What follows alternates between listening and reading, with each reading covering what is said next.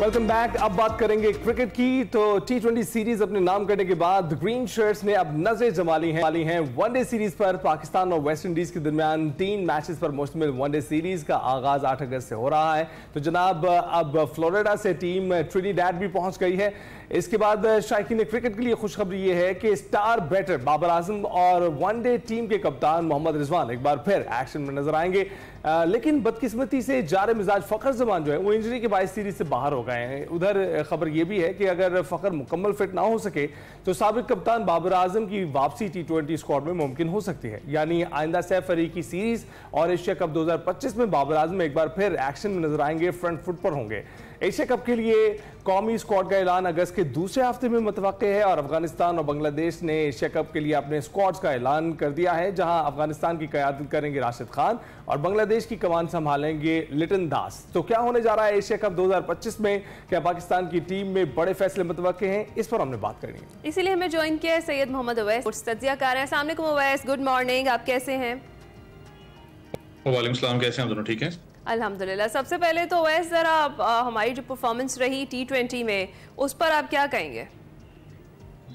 ये टी20 सीरीज आपके लिए बड़ी इंपॉर्टेंट थी क्योंकि आपने एशिया कप की भी तैयारी कर रहे हैं, उसके अलावा वर्ल्ड कप टी20 की बात करें उसकी भी तैयारी हो रही है। और थोड़ा सा विकेट की बात करूं तो वेस्ट इंडीज की विकेट के अंदर कहीं ना कहीं वो लो बाउंस रहता है। अभी भी मेरे जेहन में जरूर ये बात खटकती है कि आपने जाके श्रीलंका के अंदर वर्ल्ड कप खेलना है। और पाकिस्तान की अगर मैं बैक टू बैक सीरीज की बात करूं, ठीक है कैलेंडर आपका बिजी है, आपने राउंड द स्केड्यूल मैचेस रखे हुए, लेकिन अभी भी श्रीलंका के साथ एज सच कोई आपने सीरीज नहीं रखी जाके। एटलीस्ट आपके जो लड़के हैं वो उन जैसी कंडीशंस के अंदर जाके थोड़ा सा यूज टू हो विकेट को। लेकिन अगर आप इसकी बात करें तो जहां पर पाकिस्तान का सबसे एक अच्छा बेनिफिट मुझे लगा वो ये था कि सुफियान मुकीम का वापस आके परफॉर्म करना सबसे ज्यादा जो था वो था नवाज का वापस आके परफॉर्म करना, क्योंकि जिस वो एक प्रेशर सिचुएशन के अंदर आपको पता मोहम्मद नवाज गुजरे हैं वर्ल्ड कप के बाद, साइकोलॉजिकल ऑब्वियसली इफेक्ट भी रहता है, लेकिन उसके बाद इतने टाइम के बाद वापस आना, फिर लेफ्ट आर्म स्पिनर बड़ा इंपॉर्टेंट एक कैटेगरी रोल प्ले करता है किसी भी टीम के अंदर, लेफ्ट आर्म बैट्समैन भी साथ हो तो वो बड़ा एक एज आपको मिला है। यहाँ पर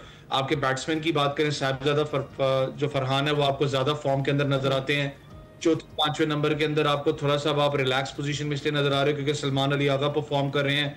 हसन नवाज एक बड़ा अच्छा एक आपको बेनिफिट मिल गया कि वो पांचवें नंबर के अंदर जो हमारे एक होता था ना कि स्टोनिस हो गया या पांड्या जैसा एक आपको एक बैट्समैन मिल जाए जो कि जारहाना इनिंग्स खेल सके, तो आपके पास एक अच्छे कुशन यहाँ पर मौजूद है। लेकिन अब फिर वही बात आती है कि जब आप पूल ऑफ क्रिकेट अच्छी बात है आप बढ़ा रहे हो, आपके पास ज्यादा लड़के आ रहे हैं कि आपके पास एक वो मैच का जो है ना एक बैटल आपको नजर आती है कि कौन टीम 11 के अंदर फिट होगा कौन नहीं होगा।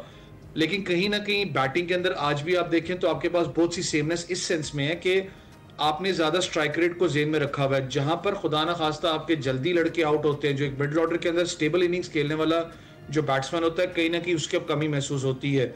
मैं बाबर की बात कर रहा हूँ कि टी20 में आने वाले टी20 के वर्ल्ड कप की आप बात करें, यहाँ के जो टी20 होने हैं ऑब्वियसली जितना मॉडर्न डे क्रिकेट इस वक्त चल रही है तो बाबर की बात करें रिजवान की बात करें हम खुद भी कहते हैं कि यार जगह नहीं बनेगी क्योंकि मॉडर्न डे क्रिकेट किसी और सीट में जा रही है।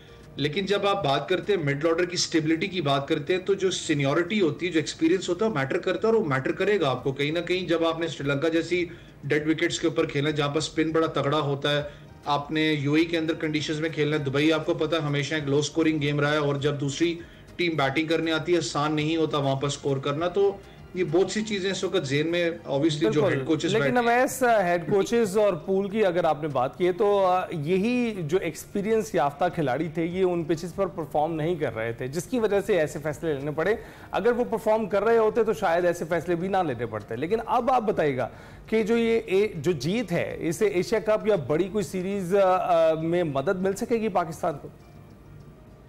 देखिए आपने जो पहली बात की अगर वो प्लेयर्स की बात करूं ऑब्वियसली ये हकीकत आपको समझनी पड़नी है हम सबको कि प्लेयर्स परफॉर्म करेगा, जो प्लेयर परफॉर्म करेगा वो पाकिस्तान टीम का हिस्सा रहेगा। वो अब नाम वाम वाला चक्कर मैं कह रहा हूँ, मैं कोई अगेंस्ट बात नहीं कर रहा, मैं सीरियस सेंस में कह रहा हूँ एक नाम का इम्पैक्ट जरूर होता है लेकिन वो नाम का इम्पैक्ट खाली नाम तक ना रहे, वो गेम के अंदर भी इम्पैक्ट चाहिए होता है आपको। तो अच्छी बात है कि आप चॉप्स एंड चेंजेस पे गए हो, आपने रेस्ट दिया है लड़कों को ताकि वो साइकोलॉजिकली स्ट्रांग होकर वापस टीम के अंदर है। जब एक प्लेयर बाहर बैठ के बेंच पे देखता है ना अंदर खेलती हुई टीम को, जब वो एनालिसिस अपने करता है तो वो ज्यादा बेहतर कर सकता है एज जब वो प्लेइंग अपना कंडीशंस के अंदर बाहर बैठा हुआ ज्यादा अच्छे एनालिसिस उसके होते हैं।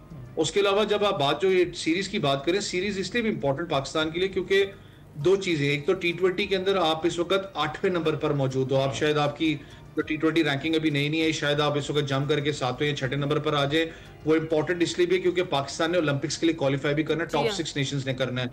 ओडीआई की बात करें, ओडीआई में भी आपकी कोई सूरत हाल इतनी अच्छी नहीं थी, लेकिन ये सीरीज प्रिपरेशंस के लिए अच्छी इसलिए कि एटलीस्ट पूल ऑफ क्रिकेट आपके पास अब बढ़ रहा है कि आपको पता है कि ओपनर्स आपके पास तगड़े आ रहे हैं। मिडिल ऑर्डर के अंदर जो मैंने बात की कुछ फ्लॉज आपको नजर आते हैं। हाँ, पेस बैटरी का कहीं ना कहीं थोड़ा सा डाउनफॉल आपको नजर आ रहा है। शाहीन बहुत अरसे के बाद वापस अच्छे फॉर्म के अंदर आपको नजर आए, रिदम में आपको नजर आए।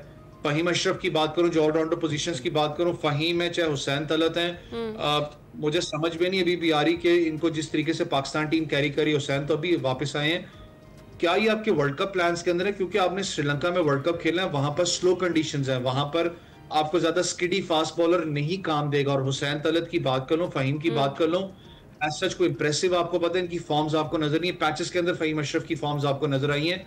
तो ऑलराउंडर पोजीशन पर मैं कहता हूं पेस बैटरी पे पाकिस्तान को ध्यान देने की जरूरत है। अच्छा, वैसे अगर हम प्लेयर्स की बात करें तो आपके ख्याल में क्या लगता है आपको? एक तो क्या साहिबजादा फरहान जैसे जो क्लासिकल बैट्समैन हैं वो T20 फॉर्मेट में देर पा कामयाबी हासिल कर सकते हैं? और दूसरा कि फखर जमान की जो मुसलसल इंजरीज हैं, क्या उनके करियर के लिए खतरे की घंटी है?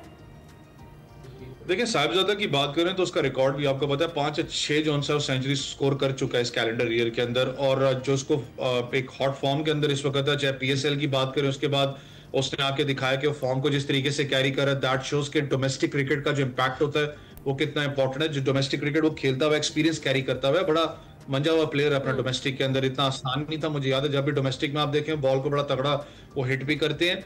अब फखर जमान की आप बात करें तो फखर आपको पता है इम्पैक्ट प्लेयर है। मुझे पता है बहुत से लोग शिकायत करते हैं जी नहीं जी फखर जमान इम्पैक्ट प्लेयर नहीं है। इम्पैक्ट प्लेयर है भाई, जब भी उसने स्कोर आपके लिए बड़ा किया तो वो पूरा का पूरा मैच ही एक साइड लेके चला गया और नजर भी आपको आया है।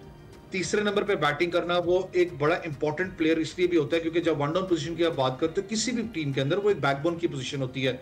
फखर जमान का ना होना, वो जो स्ट्राइक रेट वाली और फिर जब एग्रेसिव अप्रोच की बात करते हो तो वो हर्ट जरूर आपको करेगा, क्योंकि जिस तरीके से वो इनिंग्स को लेके ग्राफ्ट भी करते रहे वेस्ट इंडीज सीरीज के अंदर। लेकिन खबरें जो आपने भी कहा अभी आ भी रही हैं कि शायद बाबर आजम को इंक्लूड किया जाए। बाबर की पोजीशन थोड़ी डिफरेंट होगी एज कम्पेयर टू ओपनर्स, क्योंकि ओपनिंग के अंदर ये कि फील्ड इंटैक्ट होती है, आप ज्यादा इजीली जो उनसे आप निकाल लेते हो, शॉर्ट सिलेक्शन आप कर लेते हो।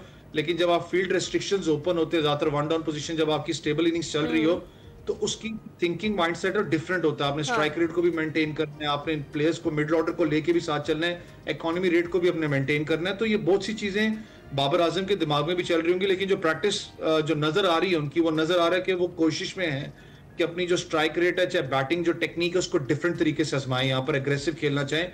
इंपॉर्टेंट फिगर होगा, लेकिन फखर जमान का ना होना पाकिस्तान को मैं कहता हूँ जरूर हर्ट करेगा। लेकिन अच्छी ऑप्शन ये है कि आपके पास अवैस बहुत बहुत शुक्रिया हमें इस वक्त क्रिकेट की ताज़ा तरीन सूरत हाल से आगाह करने के लिए। और देख ही रहे हैं कि तब्दीलियां कुछ मुतवक्के हैं, तो देखते हैं कि अब वनडे सीरीज में कैसे परफॉर्म करते हैं। हम ब्रेक पर जाएंगे, जब वापस आएंगे तो एक और मुलाकात आपसे करवाएंगे।